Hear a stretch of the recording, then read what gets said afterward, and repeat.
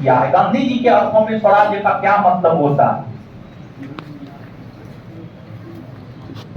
ये MCQ question हो गया, मल्टीपल चॉइस क्वेश्चन। इसी को एमसीक्यू कहा जाता है, मल्टीपल चॉइस क्वेश्चन कहा जाता है। ये जो क्वेश्चन आप देख रहे हैं ना, इसी को एमसीक्यू कहा जाता है, मल्टीपल चॉइस क्वेश्चन कहा जाता है।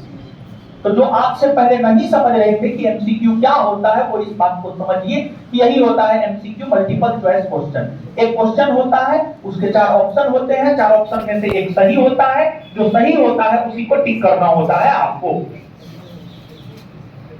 तो प्रीलिम्स एमसीक्यू होता है। प्रीलिम्स निकालने के लिए ऐसे तो कई सारी बातें हैं बताने के लिए, लेकिन प्रीलिम्स निकालने के लिए 2 महत्वपूर्ण बात है। प्रीलिम्स निकालने के लिए 2 महत्वपूर्ण बात है जिस पर आपको विशेष तौर पर ध्यान देना चाहिए।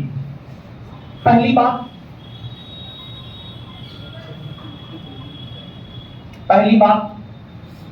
चीजों को बारीकी से पढ़ना है। पहली बात, चीजों को बारीकी से पढ़ना है, बारीकी से पढ़ना है। चीजों को बारीकी से पढ़ना है, इसका क्या मतलब है? चीजों को बारीकी से पढ़ना है, इसका मतलब यह है कि जैसे आप सब लोग जानते हैं कि केसरी और मराठा किसकी पत्रिका? केसरी और मराठा बाल गंगाधर तिलक की पत्रिका है। ठीक है, इतना हम जानते हैं, केसरी और मराठा बाल गंगाधर तिलक की पत्रिका है। अब सवाल ये उठता है कि केसरी पत्रिका किस भाषा में लिखा गया, मराठा पत्रिका किस भाषा में लिखा गया? जिस भी भाषा में लिखा जाए मतलब उससे नहीं, हम चीजों को बारीकी से पढ़ना है, इसका मतलब हम समझा रहे हैं। आप आंसर पर मत जाइए, अभी हर आंसर हम लोग आपको बताएंगे, आप आंसर पर मत जाइए। हम तो ये बात बोल रहे हैं कि चीजों को बारीकी से पढ़ना है, इसके मतलब को आप समझिए, आप आंसर मत दीजिए। हम समझ रहे हैं कि आप सभी लोग विद्वान हैं, आप सबको सब पता है। तो बारीकी का मतलब क्या होता है? केसरी और मराठा बाल गंगाधर तिलक की पत्रिका है, ठीक है, अच्छी बात है। किस भाषा में छपा है, किस स्थान से छपा है, किस ईस्वी में छपा है, उसका उद्देश्य क्या है, बात समझिएगा। कोई भी पत्रिका हो, आप बीपीएससी का पीवाईक्यू पलट करके देखिए और आपको देखना चाहिए। तो बारीकी का मतलब ये होता है, जैसे केसरी और मराठा तिलक की पत्रिका है, किस भाषा में छपा है, किस ईस्वी में छपा है, किस जगह से छपा है, किस स्थान से छपा है, उसका उद्देश्य क्या है। मतलब एक ही क्वेश्चन के हर डायमेंशन को देखना, हर चीज को देखना, यही होता है बारीकी। जैसे अलाउद्दीन खिलजी ने गुजरात का अभियान किया, उस दौरान नुसरत खान ने 1000 दिनार में मलिक काफूर को खरीदा और मलिक काफूर को अलाउद्दीन खिलजी को सौंप दिया और अलाउद्दीन खिलजी उन्हीं के नेतृत्व में दक्षिण भारत का अभियान किए। आप पढ़े सब चीज है, आप जानते सब चीज है, आप पढ़े सब चीज है, आप जानते सब चीज है,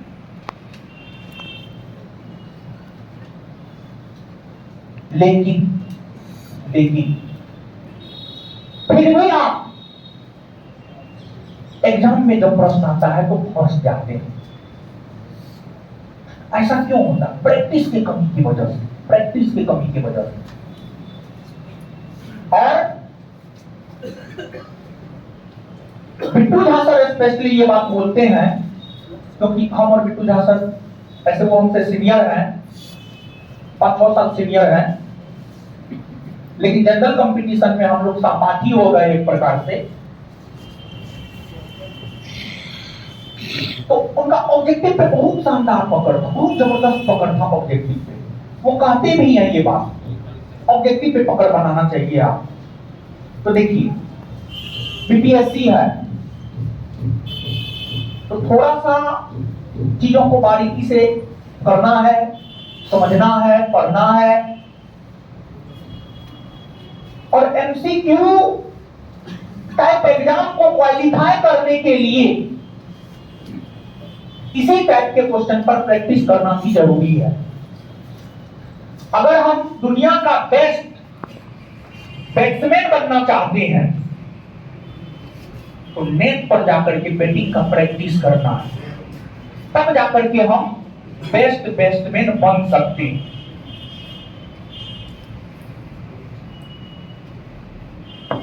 तो प्रीलिम्स एमसीक्यू टाइप होता है, तो इस पर आपको प्रैक्टिस करना है। पहले चीजों को पढ़ना है, समझना है, फिर प्रैक्टिस करना है। प्रैक्टिस जरूरी है। कहा जाता है practice makes a man perfect. और परफेक्ट प्रैक्टिस, मेरा अपना मानना है, perfect practice makes a man perfect. Perfect practice makes a man perfect मतलब अच्छा प्रैक्टिस। अब जीएस में क्वेश्चन में कोई कमी है नहीं, कोई कमी नहीं है। आप हमसे मिलिए ना, हम 2 लाख 3 लाख क्वेश्चन हम आपको दे देंगे। मेरे पास है 2 लाख 3 लाख क्वेश्चन का कलेक्शन एमसीक्यू, लेकिन क्या 2 लाख 3 लाख क्वेश्चन करना है? नहीं, एकदम नहीं। 15,000 क्वेश्चन करना है, 15,000 क्वेश्चन करना है, ओनली 15,000।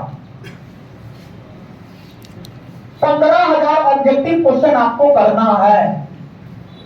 और जिस रोज 15,000 ऑब्जेक्टिव क्वेश्चन पर आपका फसल बन गया, दुनिया का कोई एमसीक्यू टाइप वाला एग्जाम नहीं होगा जिसको आप क्वालिफाई नहीं कर सकते। मेरा अपना मानना है, जब हम बीपीएससी में उतरे हैं, फुल तैयारी के साथ उतरे। हथियार अचूक रखिए अपने पास, ऐसा हथियार रखिए ना, हर कुछ का वार किया जा सकता है, हर कुछ को तहस नहस किया जा सकता है। हथियार बेहतरीन होना चाहिए। तैयारी ऐसी होनी चाहिए कि क्वेश्चन 69वीं बीपीएससी का लेवल का हो, या क्वेश्चन 70वीं बीपीएससी के लेवल का हो। प्रीलिम्स में रिजल्ट होना चाहिए, तैयारी कैसी होनी चाहिए। जैसे 70वीं और 69वीं का एग्जांपल क्यों दिए, हाल फिलहाल में हुआ है। 70वीं बीपीएससी में क्वेश्चन का लेवल थोड़ा लो है, 69वीं बीपीएससी में क्वेश्चन का लेवल अच्छा मतलब जिसको आप अच्छा लेवल कर सकते हैं, और 70वीं में थोड़ा लो। जैसे 70वीं में इस प्रकार का लेवल है, एक एग्जांपल, एक क्वेश्चन एग्जांपल के तौर पर हम बता रहे हैं कि 70वीं बीपीएससी में इस प्रकार का क्वेश्चन पूछा गया है कि कर्क रेखा किस राशि से होकर गुजरती है। और 69वीं बीपीएससी में यह पूछा गया है कि किस पठारी क्षेत्र में कर्क रेखा और भारतीय मानक समय रेखा एक दूसरे को प्रतिच्छेद करती है, ये अंतर है 69वीं और 70वीं में। ये अंतर है 69वीं 70वीं में। इस अंतर को आप समझिए और इस अंतर को आपको समझना चाहिए। ये अंतर है 69वीं और 70वीं बीपीएससी। तो तैयारी ऐसी होनी चाहिए कि क्वेश्चन 69वीं बीपीएससी के लेवल का हो या क्वेश्चन 70वीं बीपीएससी के लेवल का हो, किला फतह करके आना है, ताकि बाद में रोना नहीं पड़े, ताकि बाद में ये आरोप लगाने की जरूरत नहीं पड़े कि क्वेश्चन पेपर लीक हो गया, आंदोलन करेंगे, री एग्जाम लेकर रहे, अब बोर्ड मानने वाला है नहीं। सिर्फ कोर्ट ही कोर्ट, न्यायालय, सिर्फ न्यायालय ही आपको न्याय दे सकता है। ऐसा नहीं है कि हम आंदोलन के पक्ष में नहीं है, आंदोलन के एकदम पक्ष में है। बीपीएससी आंदोलन की वजह से हमारे ऊपर 2 केस भी हुआ है। आंदोलन की शुरुआत हमने किया है, 18 तारीख से आंदोलन हुआ, 16 तारीख को बैठक हम करवाए हैं, लेकिन सरकार बवड़ी हो गई है। तो अब एक मात्र उपाय है कोर्ट, दूसरा कुछ नहीं। तो अब बारीकी से समझना है। और दूसरी बात, प्रीलिम्स एग्जाम से पहले टारगेट लेना है, 15,000 क्वेश्चन करना है, 15,000 क्वेश्चन पर प्रैक्टिस करना है, 15,000 क्वेश्चन पे प्रैक्टिस करना है। अगर आप 15,000 क्वेश्चन पे प्रैक्टिस कर लेंगे ना, तो लेवल 69वीं का हो या लेवल 70वीं का हो, दुनिया का कोई ताकत आपके प्रीलिम्स को नहीं रोकेगा। अब आपके मन में ये सवाल आएगा, ये 15,000 क्वेश्चन आएगा कहां से, हम काहे के लिए हैं? ये 15,000 क्वेश्चन हम देंगे आप और हम करवाएंगे आपको। स्टडी मटेरियल के लिए आप लोग एकदम से चिंतित मत रहिएगा। 69वीं बीपीएससी जो उज्जवल नाम का कोई लड़का पास किया है, वो भी सीएमई पब्लिकेशन के बुक का जिक्र उन्होंने भी किया है। जब वो सब संस्थान में अपना जाके इंटरव्यू दिया, जब जेन्युइन गाइड उन्होंने अपने यूट्यूब चैनल के जरिए किया, तो सीएमई पब्लिकेशन का जिक्र उन्होंने किया। अभी जो संजय सर आए हुए, सीएमई संजय सर का ही था। सीएमई के स्टडी मटेरियल को संजय सर के नेतृत्व में ही तैयार किया गया था। तो मेंस का स्टडी मटेरियल को लेकर के उन्होंने बताया था। तो मेंस का जो स्टडी मटेरियल है, वही सीएमई पब्लिकेशन का जो स्टडी मटेरियल है, उसको अपडेट किए हैं हम और अपडेट करवा रहे हैं हम और भी बेहतरीन नोट बना रहे हैं। तो प्रीलिम्स के लिए स्टडी मटेरियल हो, मेंस के लिए स्टडी मटेरियल हो, बेफिक्र रहना है आपको। और आपके बैच के फी में, आपका जो भी बैच का फी हो, आपके बैच के फी में आपको स्टडी मटेरियल अवेलेबल करवाया जाएगा। आपको अलग से स्टडी मटेरियल लेने की जरूरत नहीं है। आप बारीकी से चीजों को सुनिए, समझिए। और हम आपको बता रहे हैं, पूरे भारतवर्ष में सबसे कम फी में सबसे बेहतरीन तैयारी करवाएंगे। और आपके बैच के फी में स्टडी मटेरियल रहेगा कि 15,000 क्वेश्चन का जो स्टडी मटेरियल देंगे, बैच के अंतर्गत देंगे, बैच के अंतर्गत देंगे। सारा स्टडी मटेरियल आपके बैच के अंतर्गत रहेगा, सारा स्टडी मटेरियल आपके बैच के अंतर्गत रहेगा। पहली बात हम स्पष्ट कर देना चाहते हैं। दूसरी बात, इस बैच के अंतर्गत आपको हम कुछ टेस्ट भी करवाएंगे और ये batch pre mains interview batch है। प्री मेंस इंटरव्यू बैच है, सिर्फ प्री बैच नहीं है, प्री मेंस इंटरव्यू बैच है। और अभी से ही हम आपको मेंस ओरिएंटेड पढ़ाएंगे, मेंस ओरिएंटेड, मेंस ओरिएंटेड मतलब प्री मेंस दोनों एक साथ लेकर के चलेंगे। ऐसा नहीं, मेरा अपना मानना, हमने भी पीसीएस की तैयारी की है, मेरा अपना मानना है प्री का तैयारी अलग और मेंस का तैयारी अलग नहीं, ऐसा नहीं होता है। दोनों तैयारी एक साथ होता है और एक साथ होनी चाहिए। दोनों तैयारी एक साथ होनी चाहिए।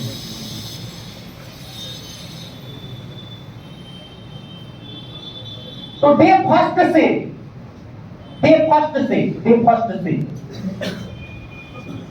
Mains oriented pre, day first से इंटरव्यू तो सब चीज हम करवाएंगे आपको। तो प्री में दो चीज पे विशेष ध्यान देना है, बारीकी से पढ़ना है, 15,000 क्वेश्चन पे प्रैक्टिस करना है प्री एग्जाम से पहले। वो करवाना हमारी जिम्मेदारी होगी, हम करवाएंगे। आप कैसे करवाएंगे? धीरे धीरे सब कुछ पता चलेगा। एक क्लास में सब कुछ नहीं बताया जा सकता है। पहली बात, जब आप प्री पास कर जाते हैं, तब आप मेंस लिखते हैं। अब मेंस में किन बातों का ध्यान रखना चाहिए? और अभी से, आज से, अगर आप अधिकारी बनने का सपना देख रहे हैं, आज से काम करना शुरू करिए, आज से काम करना शुरू कीजिए, इंतजार मत कीजिए। अब पहले क्या था, कोई मतलब नहीं है। आज क्या है, आगे क्या करेंगे, मतलब इन चीजों से होना चाहिए। पहले क्या था, कोई मतलब नहीं है। आज क्या है, आगे क्या करेंगे, मतलब इन चीजों से होना चाहिए।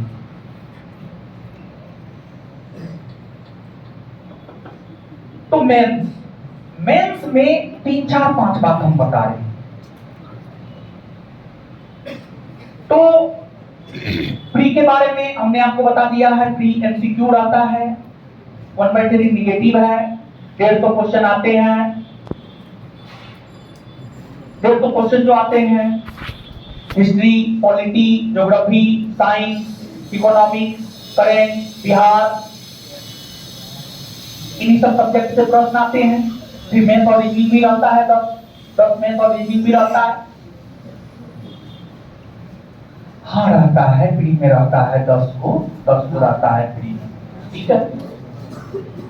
तो आगे जो है 69वीं बीपीएससी का प्री और मेंस दोनों क्वेश्चन हम आपको आज अवेलेबल करवाएंगे। उससे आपको एक आइडिया आएगा, और आइडिया का होना जरूरी है आपके पास। ये प्री के विषय में हुआ, और भी इसको विस्तारित रूप दिया जा सकता है, लेकिन आज इतना ही हम दे रहे हैं, धीरे धीरे और भी आगे की क्लास में समझाएंगे। पहली बात। दूसरी बात, मेंस जब आप प्री पास करेंगे तब होगा दूसरा दरवाजा। अगर देखेंगे तो दूसरा दरवाजा होगा आपको मेंस। मेंस की अगर हम बात करें तो मेंस में टोटल 5 पेपर देना होता है आपको। टोटल 5 पेपर, 5 पेपर देना होता है मेंस में। जो टोटल 5 पेपर देना होता है, उस 5 पेपर में एक होता है हिंदी, एक होता है ऑप्शनल, एक होता है जीएस फर्स्ट पेपर, एक होता है जीएस सेकंड पेपर, और एक अगला होता है ऐसे 5 पेपर देना होता है आपको मेंस में। मेंस में टोटल 5 पेपर होते हैं,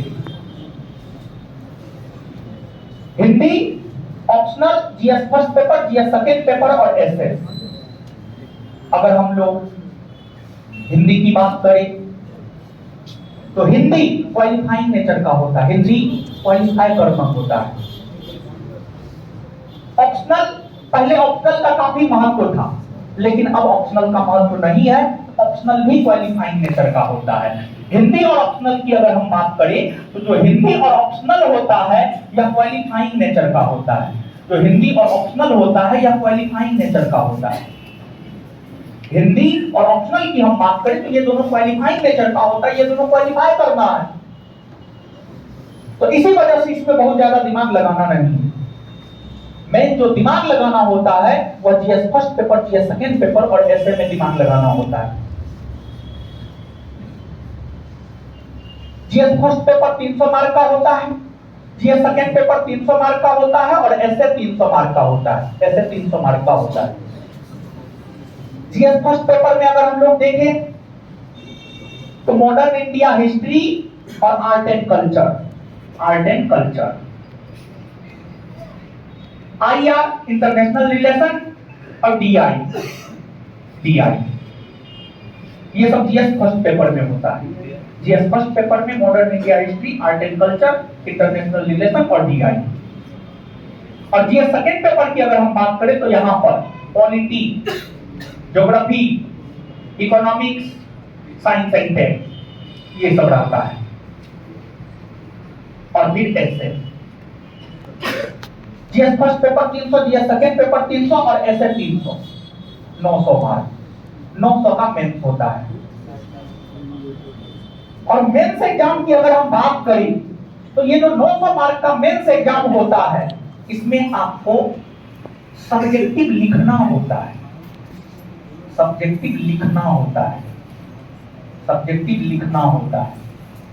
राइटिंग।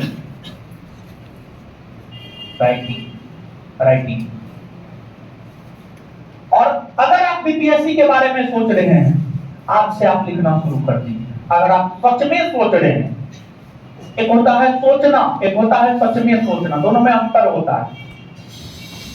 अगर आप सच में बीपीएससी के बारे में सोच रहे हैं, डे फर्स्ट से लिखना शुरू कीजिए। आप जो मन में हो रहा है लिखिए, पेपर से ही लिखिए, पेपर से संपादकीय लिखिए, एनसीईआरटी ले लीजिए, उसी का पैराग्राफ लिखिए, लेकिन लिखिए। लिखना शुरू कीजिए और आज से डे फर्स्ट से लिखना शुरू कीजिए। अगर सच में आपका सपना है बीपीएससी, सच में अगर आप अधिकारी बनना चाहते हैं, डे फर्स्ट से आप लिखना शुरू कीजिए और आज से लिखना शुरू कीजिए। और बता रहे हैं क्या लिखना है, कहां से लिखना है, कितना लिखना है, सब चीज बताएंगे। परेशान मत हो, ठीक है? जब हम बोलना खत्म कर देंगे उसके बाद पूछिएगा, ठीक है? देखिए, अब लिखना शुरू करना है। तो जब आप लिखना शुरू करेंगे तो अभी आपको कुछ नहीं आता, हमको पता है। जैसे एक बच्चा जब जन्म लेता है कुछ नहीं होता है उसको, लेकिन 6 महीना साल भर होते होते बहुत कुछ वो सीख जाता है। माँ बोलना सीख जाता है, पापा बोलना सीख जाता है, हंसना सीख जाता है। रोना तो जन्म लेता है, रोना शुरू नहीं करता है, रोना वो पेट से ही सीख करके आता है, समझ गए? रोना इंसान पेट से सीख करके आता है। और ऐसा क्यों होता है, कभी सोचे हैं? कभी सोच करके देखिएगा, ठीक है? जब एक औरत गर्भवती होती है ना, बहुत कष्ट होता है उसको, बहुत रोना आता है। 9 माह में वो बहुत बार रोती है, इसी वजह से उसका बच्चा जो है रोना सीख करके आता है पेट से, समझिएगा? लेकिन हंसना, बोलना, चलना यहां पर सीखता है वो। आपको कुछ नहीं आता है, कोई दिक्कत नहीं है, लेकिन फिर भी आज से लिखना शुरू करना है। क्या लिखना शुरू करना है हम आपको बताएंगे, परेशान नहीं होना है। पहली बात, लिखने में किन चीजों का ध्यान रखना है। एक एग्जांपल दे रहे, जैसे अगर कोई सुंदर होता है या सुंदर होती है, अगर कोई लड़का सुंदर होता है या लड़की सुंदर होती है, तो उसका फायदा उसको मिलता है, निश्चित तौर पर मिलता है। सुंदर लड़की को भी उसका फायदा मिलता है, सुंदर लड़का को भी उसका फायदा मिलता है, इसमें कोई शक नहीं। तो लिखावट, इसके जरिए हम आपको ये बात बोलना चाह रहे हैं कि लिखावट सुंदर होनी चाहिए। अब बहुत बच्चों का लिखावट सुंदर नहीं होगा, तो इसका क्या मतलब है कि उनका बीपीएससी नहीं निकलेगा? इसका कदापि ये मतलब नहीं है कि उसका बीपीएससी नहीं निकलेगा, एकदम निकलेगा। ठीक है, आपकी लिखावट सुंदर नहीं है, लेकिन एक बात बताइए, एक बात आप बताइए, लिखावट आपकी सुंदर नहीं है, लेकिन एक बात आप हमको बताइए, आप कोई भी वर्ड लिखिएगा तो उसको बड़ा लिख सकते हैं, बड़ा लिख सकते हैं ना। बड़ा मतलब जैसे मान लिया यहां पर हम लिखे डब्ल्यू,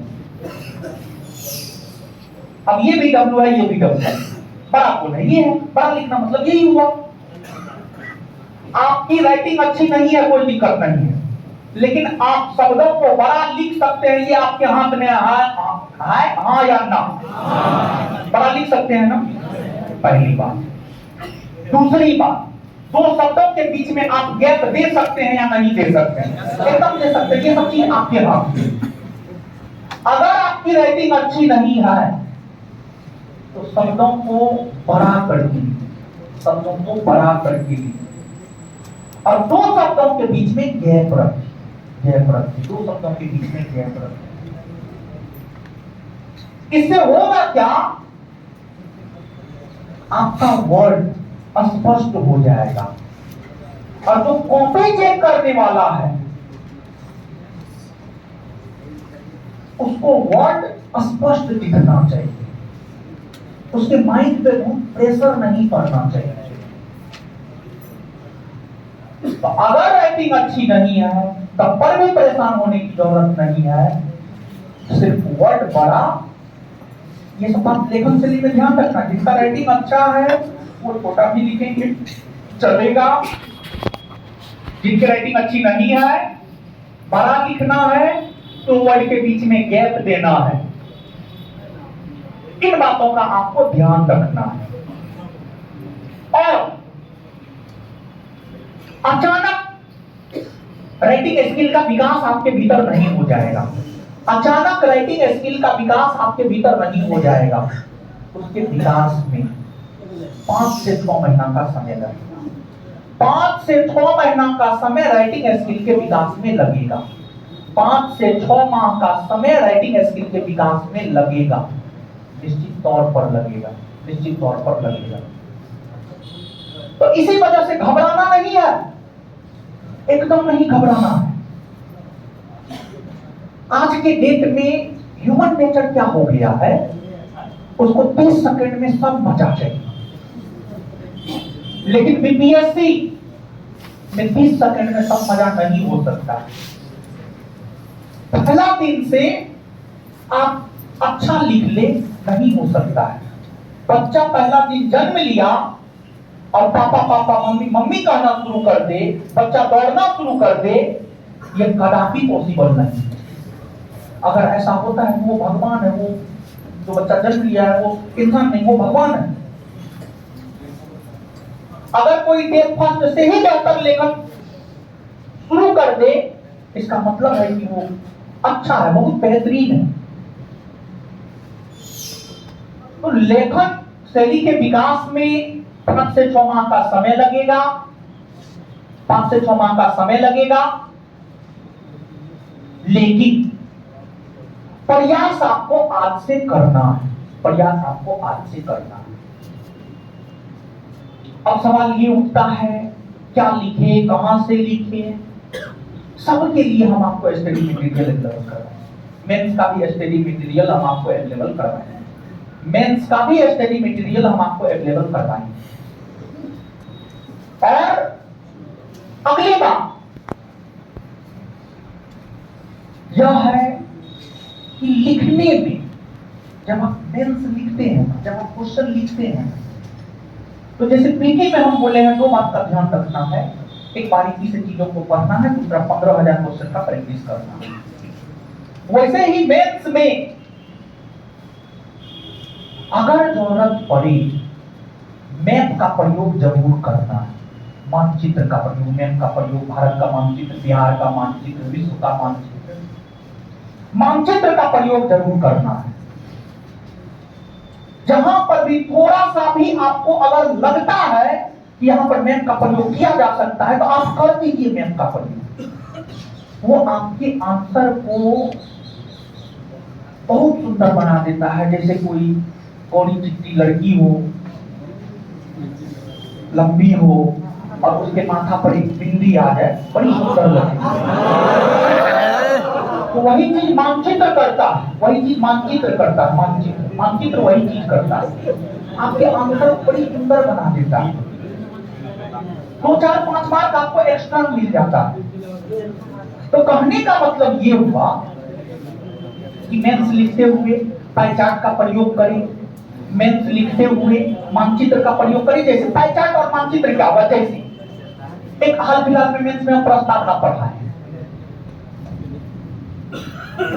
जैसे प्रस्तावना, प्रश्न ये है कि प्रस्तावना भारत को कैसा राष्ट्र घोषित करता है। जैसे प्रश्न ये है, मेंस में आपको लिखना होता है सब्जेक्टिव। जैसे एक क्वेश्चन ये है कि प्रस्तावना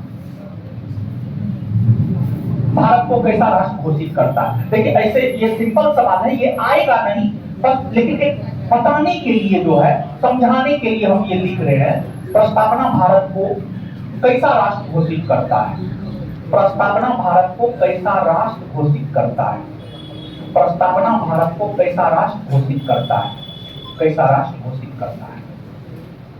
प्रश्न ये, मेंस में जब आप लिखेंगे ना, जब आप मेंस देंगे ना, तो इसी टाइप का प्रश्न आएगा कि प्रस्तावना भारत को कैसा राष्ट्र घोषित करता है। या प्रस्तावना में जो समाजवाद और गणराज्य शब्द है, उसको लेकर के संवैधानिक उपबंध क्या है, ये क्वेश्चन पढ़ाए भी हैं हम मेंस में, लिखाए भी है। तो अब एक तो मेंस में मतलब 3 पार्ट में क्वेश्चन को लिखना होता है। सबसे पहले भूमिका 3 से 4 लाइन का, फिर मेन पार्ट और फिर निष्कर्ष। ठीक है, ये सब होगा, भूमिका, निष्कर्ष, मेन पार्ट होगा। पूरा 6 महीना, 7 महीना, 8 महीना, 9 महीना यही सब करेगी। लेकिन यहां पर मूल चीज को आप समझिएगा मूल चीज ये है कि देखिए अब इसको हम कैसे कैसे लिख सकते हैं। जैसे ये प्रश्न है, इसको कैसे लिख सकते हैं। प्रस्तावना भारत को कैसा राष्ट्र घोषित करता है, इसको ऐसे लिख सकते हैं। प्रस्तावना भारत को पैराग्राफ एक होता है पैराग्राफ में लिखना है, एक होता है चार्ट वाइज लिखना। दोनों में बड़ी अंतर होता है। तो एक पैराग्राफ में पहला जो बता रहे हैं पैराग्राफ लिखना सेम ही बात है, लेकिन एक पैराग्राफ में एक फ्लो चार्ट। पैराग्राफ थोड़ा सा कम इफेक्टिव होता है, फ्लो चार्ट थोड़ा ज्यादा इफेक्टिव होता है। जब भी मेंस लिखे फ्लो चार्ट का प्रयोग करें। मतलब जैसे पैराग्राफ में हम इसको कैसे लिखेंगे, पैराग्राफ में हम इसको लिखेंगे, आंसर लिखना है प्रस्तावना भारत को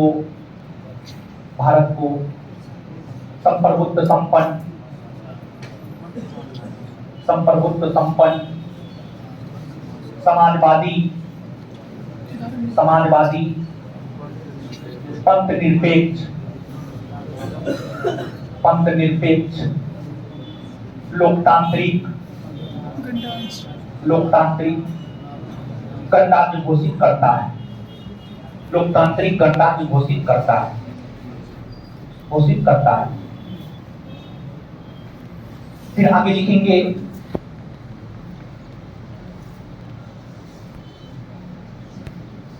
लिखेंगे इसी में प्रस्तावना मूल संविधान के प्रस्तावना में समाजवादी और पंथनिरपेक्ष शब्द नहीं था।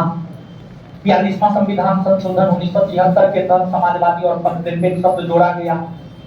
फिर संप्रभुत्व संपन्न शब्द को समझाएंगे, फिर समाजवादी शब्द को समझाएंगे, फिर पंथनिरपेक्ष शब्द को समझाएंगे, फिर लोकतांत्रिक शब्द को समझाएंगे, फिर गणराज्य शब्द को समझाएंगे। तो इस वे में हम लोग लिख सकते हैं। लेकिन इसको और बेहतर बनाने के लिए, मतलब थोड़ा इफेक्टिव बनाने के लिए, थोड़ा अच्छा बनाने के लिए, ये तो हो गया पैराग्राफ में लिखना। फिर आगे लिखते रहिए आप, ये पैराग्राफ में लिखना हो। लेकिन अगर आप इसी बात को इफेक्टिव बनाना चाहते हैं और मार्क आपको अच्छा मिले, तो आप इसको इस वे में लिख सकते हैं। ये तो हो गया पैराग्राफ वाला। फ्लो चार्ट में आप इसी का आंसर ऐसे लिख सकते हैं, प्रस्तावना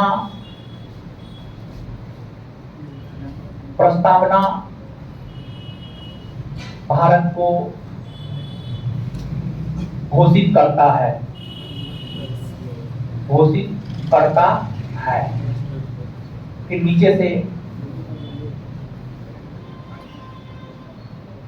संप्रभुत्व संपन्न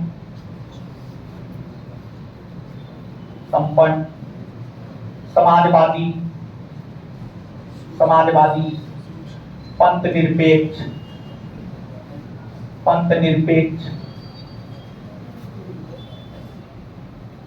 लोकतांत्रिक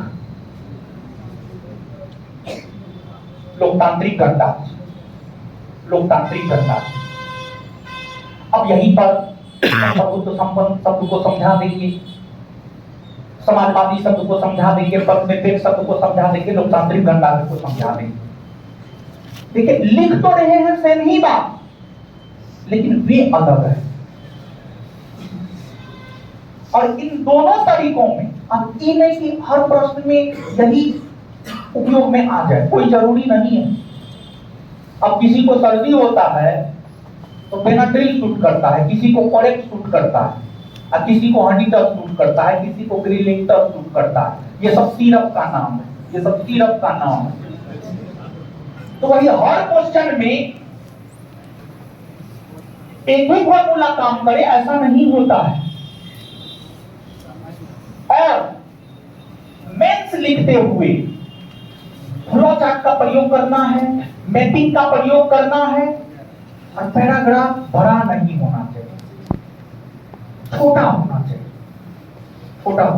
पैराग्राफ छोटा होना चाहिए, शुद्ध होना चाहिए। इन बातों का आपको मेंस लिखते हुए ध्यान में रखना है।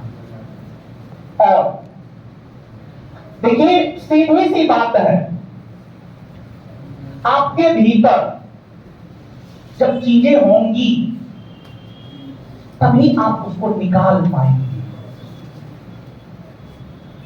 मतलब आपके भीतर अगर नॉलेज होगा तब आप मेंस लिख पाएंगे। तो नॉलेज के लिए कुछ ऑथेंटिक बुक पढ़ना जरूरी है और एनसीईआरटी पढ़ना जरूरी है। एनसीईआरटी पढ़ना जरूरी है। पहला और मूल ऑथेंटिक बुक एनसीईआरटी।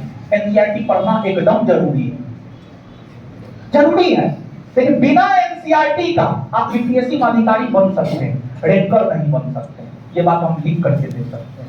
हमारे कुछ ऐसे भी मित्र हैं जो रैंकर हैं और हमारे कुछ ऐसे भी मित्र हैं जो बीपीएससी में अधिकारी हैं, बीपीएससी का कप्पा है, लेकिन वो रैंकर नहीं है।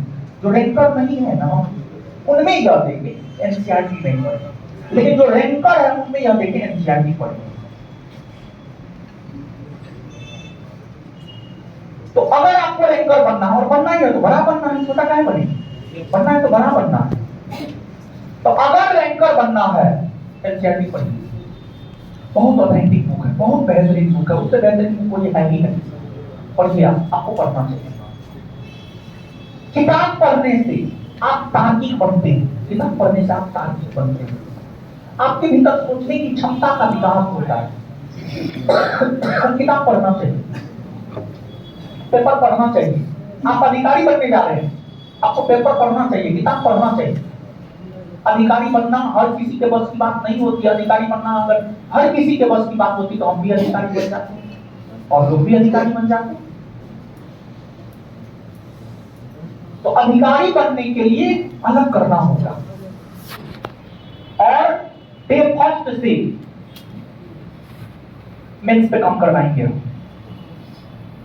मतलब डे फर्स्ट मतलब जिस रोज से क्लास शुरू होगा, मेरे कहने का मतलब ये है, अब जैसे कोई भी टॉपिक हम पढ़ाएंगे, सर भी बोले ही हैं, संजय सर भी बोले हैं, मेंस और पीटी, समझ विकसित आपके भीतर होनी चाहिए। आप वन डे एग्जाम नहीं देने जा रहे हैं, आप ईसीएस देने जा रहे हैं। समझ विकसित आपके भीतर होनी चाहिए। समग्रता से चीजों की समझ आपके भीतर होनी चाहिए। और जो है, आप अभी से क्या लिखना शुरू करेंगे। आप अभी कुछ नहीं लिख पाइएगा, हमको पूरा विश्वास है। हम आपको अवेलेबल करवाएंगे। और देखिए, एक बात जानिए, कहा जाता है जो सीख धोखा देता है वो सीख ना कोई संबंधी, ना कोई दोस्त, ना कोई और दे सकता है। वैसे ही एग्जाम को क्रैक करने के लिए जो सीख एग्जाम का प्रीवियस ईयर क्वेश्चन देगा, वो कोई टीचर नहीं दे सकता, कोई नहीं दे सकता। एग्जाम की समझ विकसित करने को लेकर जो सीख प्रीवियस ईयर क्वेश्चन देगा ना, वो कोई टीचर भी नहीं दे सकता है। और मेरा अपना मानना है, और ऐसा आपको करना होगा। क्या मानना है मेरा? अगर बीपीएससी निकालना चाह रहे हैं, बीपीएससी का सिलेबस और बीपीएससी के कम से कम 10 वर्ष का क्वेश्चन आपके शरीर में घूमना चाहिए, दिमाग में नाचना चाहिए। जैसे ब्लड सर्कुलेट होता है तब हम जिंदा हैं। जैसे ब्लड सर्कुलेट होना बंद हो जाएगा, काम खत्म। वैसे ही अगर आप बीपीएससी निकालना चाहते हैं तो सीधी सी बात, बीपीएससी के पिछले 10 वर्ष के प्रीलिम्स हो या मेंस के क्वेश्चन के दिमाग में घूमना चाहिए।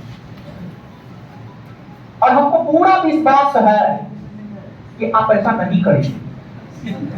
ऐसा करना मुश्किल है, आसान होता तो हर कोई कर लेता, मुश्किल है, इसलिए हम बोले नहीं कर पाएंगे। लेकिन हाँ, जो मुश्किलों का सामना करता है वही इतिहास रचता है। और सीधी सी बात है, देखिए, आप यहां खेलने नहीं आए हैं, अगर आप यहाँ खेलने आए हैं तो आप अगले क्लास से मत आइएगा। आप यहाँ खेलने नहीं आए हैं, आप यहाँ जीतने आए हैं, जीतने आए हैं। और अगर आपको जीतना है डूब कर पढ़ना होगा, डूब कर पढ़ना होगा। अब डूब कर पढ़ना होगा इसका ये मतलब नहीं कि डूब ही नहीं जाना है, डूब कर पढ़ना होगा। और डूब कर पढ़ करके जो है किनारा लगना है। किनारा लगना है मतलब मेरिट लिस्ट में नाम लाना है। तो अगर आप जीतना चाहते हैं तो डूब करके पढ़ना होगा, सीधी सी बात है।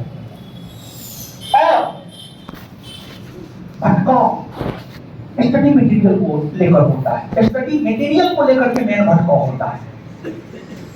और यहां पर हम आपको एक दिशा निर्देश देना चाहते हैं।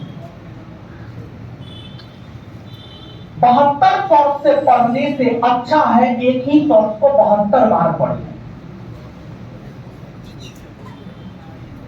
बहुत बच्चा देखते होंगे लुसेंट भी पढ़ता है, जो वनडे एग्जाम का तैयारी करता है, लुसेंट भी पढ़ता है, घटना चक्र भी पढ़ता है, किसी टीचर का स्टडी मटेरियल भी पढ़ता है। इस स्थिति में ना उसका लुसेंट अपना हो पाता है, ना घटना चक्र अपना हो पाता है, ना टीचर का स्टडी मटेरियल अपना हो पाता है, कोई अपना नहीं हो पाता है। अगर हमारी 3 गर्लफ्रेंड है, तीनों कभी हमारी अपनी नहीं हो सकती, लेकिन अगर एक ही है, 3 है तो स्वाभाविक सी बात है तीनों को समय देना होगा। और तीनों के साथ छल करेंगे, तीनों के साथ छल करेंगे, एक ना एक दिन पकड़ा ही जाएंगे। तीनों को एक दूसरे के बारे में पता चलेगा, तीनों छोड़ देंगे, सीधी सी बात है। लेकिन अगर एक ही होगी, उसको प्रॉपर टाइम देंगे, उसके साथ ईमानदारी से रहेंगे, कभी नहीं छोड़ेगी, विश्वास बना रहेगा हमेशा, सीधी सी बात है। तो वही बात है कि सब चीज आप सब समझते हैं, लेकिन उसको आप अपने जीवन में अप्लाई नहीं करते। बचपन से लेकर के आज तक हम लोग सुनते हुए आए हैं, कर्म करो फल की चिंता मत करो, लेकिन जब एग्जाम देंगे तो क्वेश्चन बनाने से पहले यही सोचेंगे रिजल्ट होगा कि नहीं होगा। कहां से हो जाएगा, कुछ नहीं होगा। तो सीधी सी बात है, सीधी सी बात है,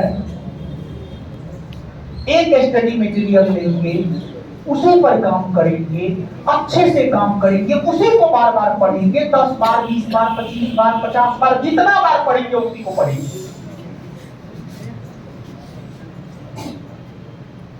तो स्टडी मटेरियल को लेकर के एकदम किसी कंफ्यूजन में मत रहिएगा। ज्ञान बिंदु जीएस एकेडमी पटना जिस संस्थान में आप पढ़े हुए, वो सिर्फ और सिर्फ क्वालिटी कंटेंट को लेकर ही जाना जाता है। बेस्ट क्वालिटी और बेस्ट कंटेंट आपको मिलेगा। प्रीलिम्स का कंटेंट हो, मेंस का कंटेंट हो, या इंटरव्यू में गाइडेंस प्रोग्राम हो, बेस्ट देंगे, बेस्ट। हम अपनी तरफ से एकदम बेस्ट देंगे, एकदम बेस्ट देंगे हम अपने तरफ से, समझ गए? तो हम यही कहेंगे, स्टडी मटेरियल को लेकर के कोई कंफ्यूजन आपके भीतर नहीं होनी चाहिए। स्टडी मटेरियल को लेकर के कोई कंफ्यूजन आपके भीतर नहीं होनी चाहिए। सब कुछ हम परोसेंगे और आज से परोसना हम शुरू करेंगे। और आधार किस चीज को बनाना है आपको ही बताइए। PYQ प्रीवियस ईयर, क्योंकि जो सीख हम भी नहीं दे सकते हैं ना, वो सीख आपको PYQ देना है। तो PYQ को आधार बनाना है। स्टडी मटेरियल को लेकर के किसी कंफ्यूजन में नहीं रहना है और डे फर्स्ट से आंसर राइटिंग पर काम करना है। पहला दिन जब पढ़ाएंगे ना, हम आपको बता देंगे आज आपको ये लिखना है। दूसरा दिन पढ़ाएंगे तो हम आपको बता देंगे कि आज आपको ये लिखना है और डेली लिखना है, बैठ करके लिखना है। और एक सवाल आप लोगों के मन में होता है, कितना घंटा पढ़े? ये आपके मन में सवाल होता है कि कितना घंटा पढ़े कि हम एक अधिकारी बन जाएंगे। 15 घंटा पढ़े। और कब पढ़े?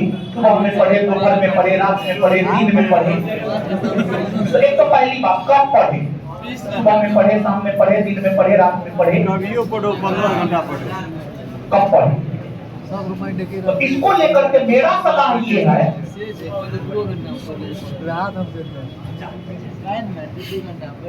जब भी आपके आसपास शांत माहौल में, जब भी आपका दिमाग सही से काम करे, जब आप पूरा एनर्जी से लबालब भरे हो, जब आपको नींद नहीं आ रहा हो, अब ये नहीं कि सुबह में उठ गए, किताब लिए, नींद आना शुरू हो गया, आधा नींद आ रहा, आधा देख रहे, नहीं, वैसे पढ़ाई का कोई मतलब नहीं है। सुबह में उठ करके पढ़ते हैं, नींद आता है, एकदम मत उठ करके पढ़िए, एकदम उठ करके मत पढ़िए, एकदम अच्छे से नींद लीजिए, 12 बजे तक सोइए, कोई दिक्कत नहीं, आराम से उठिए और तब फिर पढ़िए, तब फिर पढ़िए। मतलब यहां से हम आपको ये बात बोलना चाह रहे हैं कि पढ़ने का कोई समय नहीं होना चाहिए कि हम सुबह में पढ़े कि रात में पढ़े कि दोपहर में पढ़े। बस पढ़ने के लिए ये होना चाहिए कि आपका दिमाग शांत है, आप चीजों को समझ पा रहे हैं, आप सोच पा रहे हैं, ये होनी चाहिए पढ़ाई। अब कितना घंटा पढ़े? देखिए, हम लोग गलती क्या करते हैं, हम लोग गलती ये करते हैं कि हमको पढ़ने का आदत एकदम नहीं होता है, हम अचानक रूटीन बना देते हैं 12 घंटा का। यहीं पर हम लोग पहला गलती करते हैं। तो ये गलती आपको नहीं करना।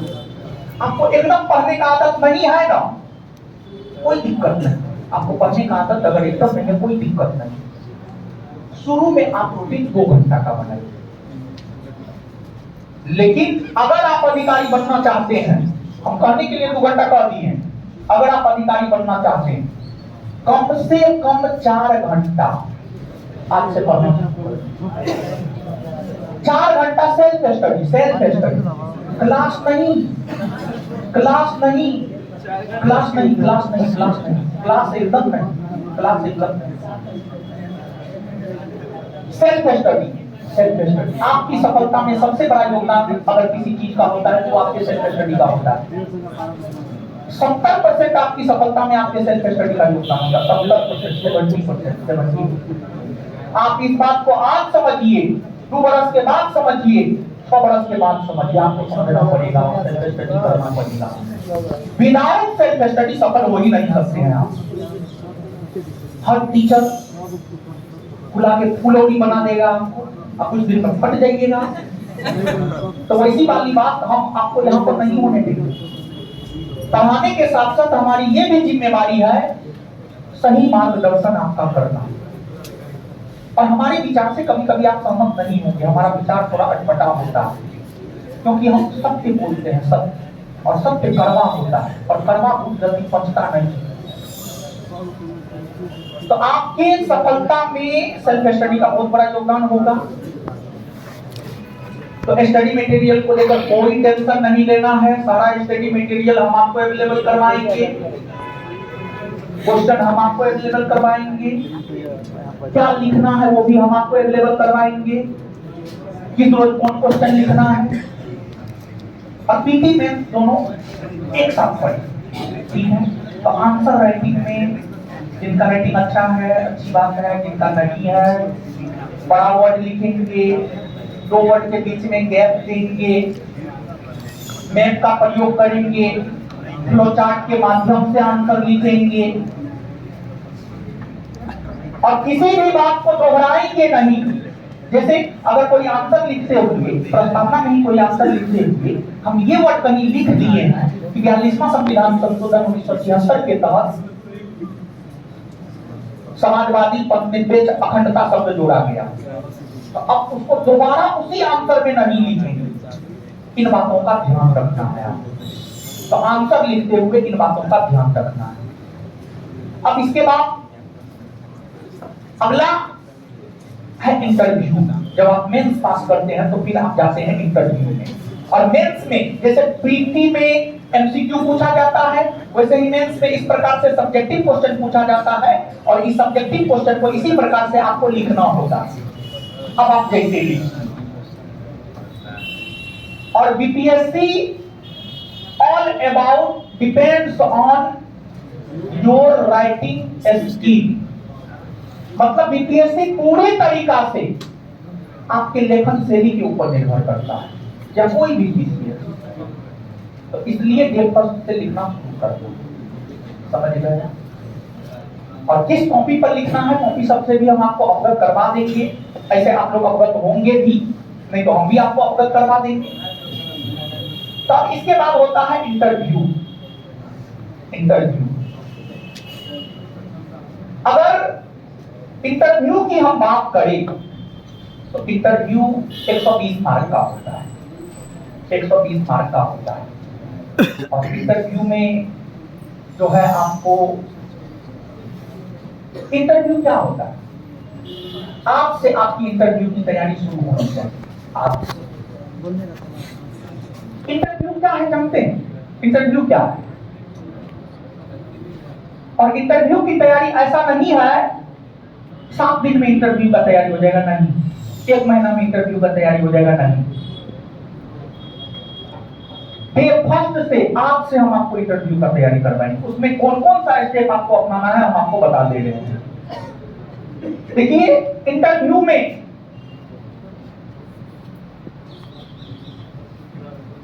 आप जब पैनल में बैठते हैं तो वहां पर आप कैसा माहौल बना करके रखते हैं। आप जो आंसर दे रहे हैं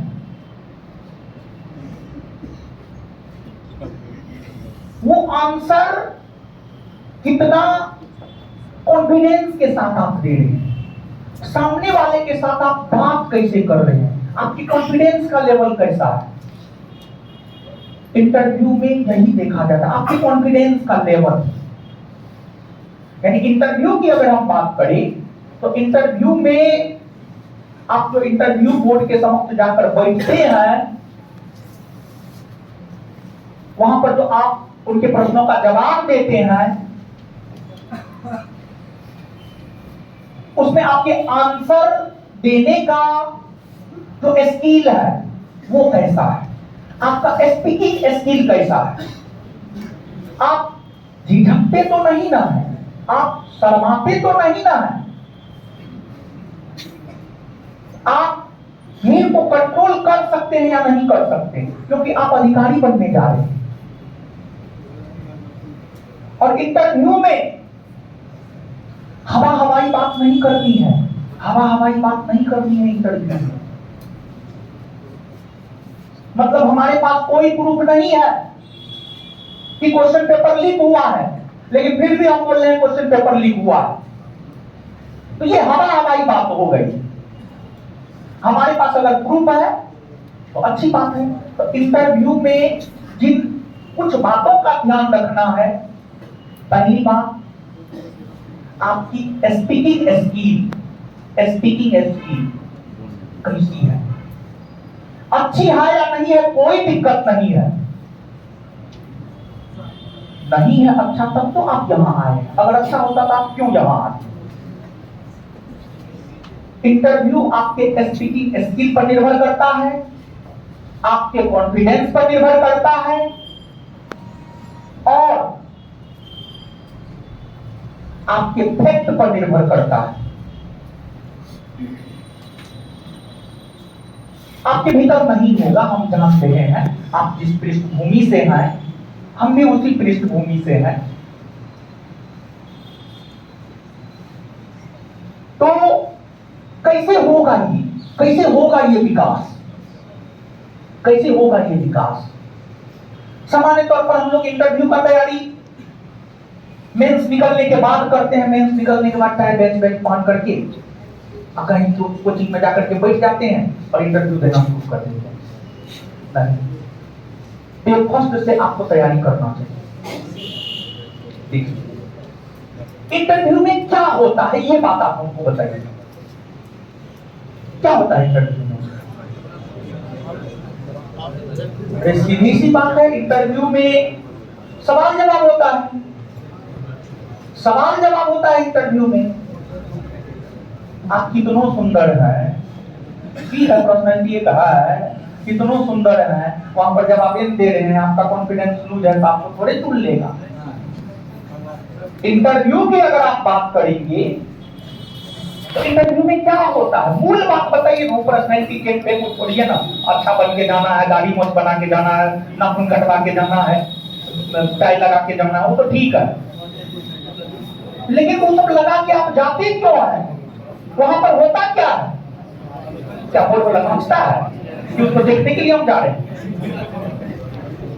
कन्वर्सेशन, सही बात, कन्वर्सेशन, कन्वर्सेशन मतलब वहां पर होता है कन्वर्सेशन, वार्ता, यानी सवाल जवाब, सवाल जवाब। जैसे स्वीटी सहरावत है ना जी, आईएएस ना है, आईपीएस है, आईपीएस है, आईपीएस है स्वीटी सहरावत। और एक कौन है, अनु कुमारी, देखते हैं अनु कुमारी को कैसे मॉब को कंट्रोल करती है, कैसे छात्रों को समझाती है। तो डिसीजन मेकिंग पावर और समझाने की कैपेसिटी आपके भीतर होनी चाहिए। एक सप्ताह में डेवलप कर जाएगा, कभी नहीं, कभी नहीं, किसी सूरत में नहीं, काम करना होता है उस पर। यानी मूल चीज इंटरव्यू में अगर देखा जाए सवाल जवाब होता है। जो बोर्ड के लोग बैठे होते हैं ना, वो आपसे सवाल करता है, उसका जवाब देते हैं। आप जानते हैं तो देते हैं, नहीं जानते हैं तो नहीं देते। बहुत लोग क्या करता है कि मतलब वो सवाल का जवाब जानता नहीं है, लेकिन फिर भी उल्टा पुल्टा जो भी मन में होता है वो बकता है। ऐसा नहीं करना है, ऐसा इंटरव्यू में कदापि नहीं करना है। अगर नहीं जानते हैं मुस्कुरा करके बोलिए, सॉरी सर, ठीक है, मतलब हम नहीं जानते। जवाब देने से बेहतर है सॉरी, जवाब देने से बेहतर कभी कभी सॉरी हो जाता है। तो इंटरव्यू में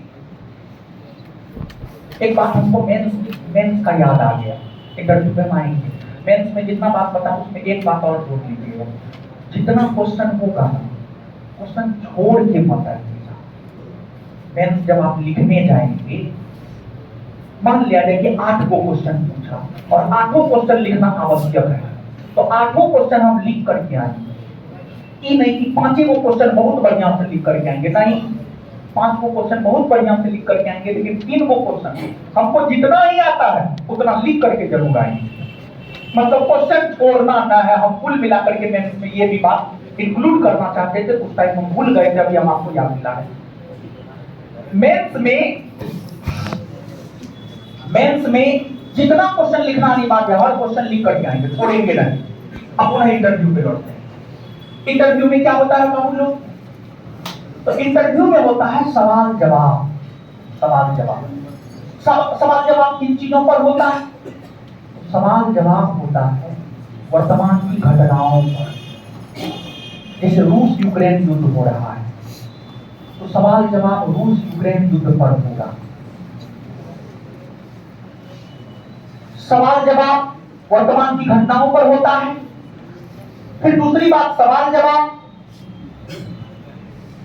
जवाब आपके ऑनर्स पेपर पर होता है। सवाल जवाब आपके पर्सनैलिटी पर होता है। सवाल जवाब आपके एजुकेशन पर होता है। सवाल जवाब आपके विषय वस्तु पर होता है। सवाल जवाब तो इसी पर होता है। तो अब इसका प्रिपरेशन डे फर्स्ट से कैसे करना है? देखिए, आपको करना क्या है, 3 से 4 लोगों का ग्रुप बनाना है।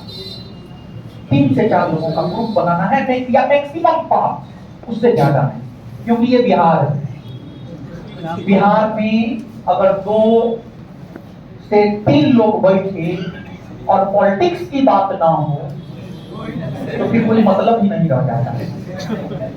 इसी वजह से कम लोगों का ग्रुप होना चाहिए। मतलब 3 से 4, मैक्सिमम 5 लोगों का ग्रुप होना चाहिए। मैक्सिमम 5 लोगों का ग्रुप होना चाहिए, उससे ज्यादा नहीं। 5 से 6 कभी नहीं करना, कभी नहीं, किसी सिचुएशन में नहीं। 5 से 4 कर लीजिए, लेकिन 5 से 6 मत कीजिए। क्लास में से ही आप लोग आज पहला दिन है, बैठे हैं, आपस में पढ़ने वाले लोगों के साथ दोस्ती कीजिए। हमेशा दोस्ती अपने से बेहतर लोगों से करना चाहिए ताकि खुद को बेहतर बनाया जा सके। अपने से गए गुजरे लोगों से दोस्ती नहीं करना, अपने से बेहतर लोगों से दोस्ती करना है ताकि खुद बेहतर बन सके। 4 से 5 लोगों का ग्रुप बनाइए या 3 से 4 लोगों का ग्रुप बनाइए, और जो ग्रुप बनाते हैं उसमें सिर्फ ऐसा नहीं कि 4 से 5 सिर्फ लड़का ही या 4 से 5 सिर्फ लड़की हो, नहीं, लड़का लड़की हो, लड़का लड़की हो। लेकिन हाँ, ये एक मिनट पूरा बात तो हम बोलते हैं, पूरा बात, लेकिन उस ग्रुप का दूसरे वे में मिसयूज नहीं होना चाहिए। मतलब ये नहीं कि ग्रुप बनाए हैं कुछ और के लिए, कर रहे हैं कुछ और, ऐसा होता है। ऐसे आपको ग्रेजुएट है, इतनी समझ आप में होनी चाहिए। अब भी अगर आप रिंकी पिंकी चिंकी के पीछे ही भागेंगे तो आपका हो जाएगा मिंकी मिंकी। तो अब जो है, अब तो सुधरिए, अब नहीं सुधरिएगा तो कब सुधरिएगा, बुढ़ाई आ जाएगा तो। और तो हम यही कहना चाह रहे हैं, देखिए इंटरव्यू में मूल तौर पर होता क्या है, सवाल जवाब। तो अगर आप सोच करके देखिए ये बात, अगर अभी से हम लोग आपस में सवाल जवाब करेंगे, तो उसका तो प्रैक्टिस आपको शुरू से रहेगा। अगर प्रैक्टिस शुरू से रहेगा तो आप इंटरव्यू बोर्ड में किसी के सामने भी बैठिएगा, सवाल जवाब के लिए आप अभ्यस्त रहिएगा। आपसे सवाल पूछेगा, आप जवाब दीजिएगा, कॉन्फिडेंस में जवाब दीजिएगा। तो मतलब इसके लिए अभी से करना है आपको जीडी, ग्रुप डिस्कशन, जीडी यानी ग्रुप डिस्कशन करना, ग्रुप डिस्कशन। और डेली ग्रुप डिस्कशन नहीं करना है, ग्रुप डिस्कशन। सप्ताह में एक दिन 4 से 5 लोगों का ग्रुप बनाइए और एक टॉपिक डिसाइड कर लीजिए कि इस टॉपिक पे फल्ला तारीख को हम लोग ग्रुप डिस्कशन करेंगे। इस टॉपिक पर फल्ला तारीख को हम लोग ग्रुप डिस्कशन करेंगे फल्ला स्थान पर। और फिर टॉपिक निर्धारित करिए, जैसे एक टॉपिक अभी 27 जनवरी 2025 को उत्तराखंड में यूसीसी कानून लागू हुआ है। ग्रुप में 5 लोग हैं, 5 लोग को बोल दीजिए कि पढ़िए। 5 लोग एक सप्ताह में पढ़ लीजिए उसको अच्छे से। पढ़ के एक जगह इकट्ठा हो गए, बारी से यूसीसी पे बोलिए। 5 लोग हैं, 4 को बैठ करके देखेंगे, एगो बोलेगा, पहले खड़ा होकर के एगो बोलेगा, बाद बाकी चारों सुनिए। जब एक व्यक्ति बोल देता है तो आप जो चारों बैठे हुए हैं उनसे सवाल पूछिए, यूसीसी पर ही सवाल पूछिए। यूसीसी कौन अनुच्छेद के तहत लागू हुआ है? भारत के वर्तमान में कितने राज्यों में यूसीसी लागू है? यूसीसी के प्रमुख प्रावधान क्या है? यूसीसी उत्तराखंड में कब लागू हुआ है? उत्तराखंड में जब लागू हुआ था तो उत्तराखंड के सीएम कौन थे? उत्तराखंड के गवर्नर कौन थे? उत्तराखंड में यूसीसी कानून लागू करने के लिए विशेषज्ञ समिति का गठन किसकी अध्यक्षता में हुआ? कितना सदस्यीय समिति था? किस वर्ग को यूसीसी कानून से अलग रखा गया है? तो ये सब सवाल जवाब, ये क्या है? Group discussion.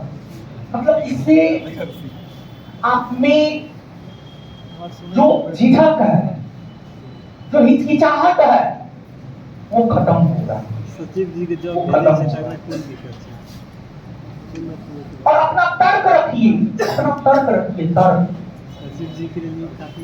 विचारों से इंसान को स्वतंत्र होना चाहिए। आप किसी के विचारों से सहमत हो सकते हैं या सहमत नहीं हो सकते हैं, लेकिन मेरा अपना मानना है विचारों से हर किसी को स्वतंत्र होना चाहिए। तो इंटरव्यू का तैयारी अभी से करना है। 4 से 5 लोगों का ग्रुप बनाना है। पर वीक एक टॉपिक, अभी पर वीक एक टॉपिक रखना है और उस पर बोलेगा एक कोई सामने बोलने के लिए 10 लाइन सोच करके या तो ये लाइन बोल पाया, कोई दिक्कत नहीं, 2 लाइन तो बोल पाया, बहुत बड़ी बात है स्टार्टिंग में 2 लाइन भी बोल पाना। फिर सवाल जवाब कीजिए। अब सवाल ये उठता है कि हम कौन टॉपिक पर करेंगे। तो सीधी सी बात है, सप्ताह में जो आपको पढ़ाएंगे ना, जैसे मान लिया जाए कि संजय सर इतिहास में आपको राष्ट्रवाद पढ़ाए, मान लिया जाए कि एक सप्ताह में राष्ट्रवाद खत्म हो गया, सोमवार से शुक्रवार पढ़ाए राष्ट्रवाद खत्म हो गया, तो शनिवार को छोड़ करके रविवार को, शनिवार को क्या कीजिए, सब लोग राष्ट्रवाद पढ़ लीजिए और शनिवार को डिसाइड कर लीजिए कि कल जो है राष्ट्रवाद पर हम लोग जीडी करेंगे, ग्रुप डिस्कशन करेंगे, राष्ट्रवाद पर बोलना है। और पहले से कीमत रख दीजिएगा कि तुम्ही को बोलना है ना, पांचों सस्पेंस में रहेगी कि किसी को भी बोलना पड़ सकता है। एक कोई बोला, फिर 4 को जो है सवाल जवाब किए, फिर दूसरों को भी बोलने का मन है तो दूसरा भी बोलेगा।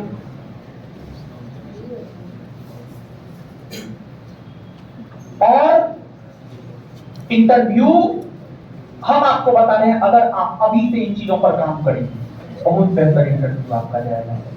आपको जानकर आश्चर्य होगा कि 60 से 62 में जब हम इंटरव्यू देने के लिए गए थे बीपीएससी में, हम किसी के यहाँ मॉक टेस्ट नहीं दिए, किसी के यहाँ मॉक इंटरव्यू नहीं दिए, हम ऐसे चले गए थे इंटरव्यू देने, ऐसे चले गए थे इंटरव्यू देने, क्योंकि कॉन्फिडेंस था, जीडी किए थे,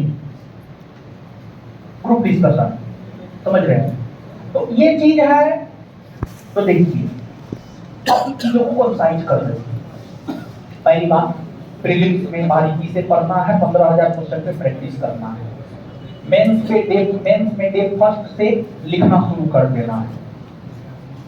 राइटिंग अच्छी है, ठीक है, नहीं अच्छी है, बड़ा बड़ा लिखेंगे, वर्ड के बीच में गैप देंगे, मैप का प्रयोग करेंगे, फ्लो चार्ट का प्रयोग करेंगे, और जितना क्वेश्चन लिखना आवश्यक है सबका सब क्वेश्चन लिख करके आए। इंटरव्यू के लिए अभी से जीडी करना है। जीडी किन बातों पर करना है? करेंट के टॉपिकों पर जीडी करना है, करेंट के टॉपिक पर जीडी करना है, वर्तमान की घटनाओं पर जीडी करना, वर्तमान की घटनाओं पर ग्रुप डिस्कशन करना है, जो टॉपिक सप्ताह में हो गया है उस पर जीडी करना, उस पर ग्रुप डिस्कशन करना है। 4 से 5 लोगों का मैक्सिमम ग्रुप बनाना है, 1 से 2 उसमें लड़की भी हो, लेकिन हाँ इस बात का ध्यान रखेंगे कि उस ग्रुप का मिसयूज ना हो, इस बात का विशेष ध्यान रखेंगे, क्योंकि अगर अब भी आप यही करेंगे तो फिर दिक्कत है और भारी दिक्कत है, फिर जीवन में बहुत ज्यादा आगे कुछ कर नहीं पाएंगे। और मन में हर किसी के प्रति सच्ची श्रद्धा रखनी, अच्छी भावना रखनी है, सच्ची श्रद्धा रखनी है, अच्छी भावना रखनी। अपने तरफ से किसी का बुरा नहीं करना है, किसी का नुकसान नहीं करना है। कोई मेरा नुकसान कर दे हमसे ही, लेकिन हम अपनी तरफ से किसी का नुकसान नहीं करें। किसी के प्रति मन में कोई द्वेष भावना नहीं रखना और चुनौतियों से घबराना नहीं। तो पीटी मेंस इंटरव्यू ये सब बात है बहुत छोटी छोटी, लेकिन बात है बहुत महत्वपूर्ण। तो इन बातों का आपको पालन करना है। अब जो है आपको क्लास सोमवार से, ऐसे तो मेरा कल से ही इच्छा था, लेकिन थोड़ा सा इस सिस्टम सब ठीक नहीं हुआ। अगर ये भी मान लिया जाए कि कल तक भी ठीक नहीं हो, फिर से कल भी आकर के मूड खराब करना उचित ना है, देख लीजिए कि मूड खराब होगा, आपको फिर दिक्कत हो जाएगा। आज तो थोड़ा कंट्रोल कर लिए, नहीं तो मोबाइल मेरा अपना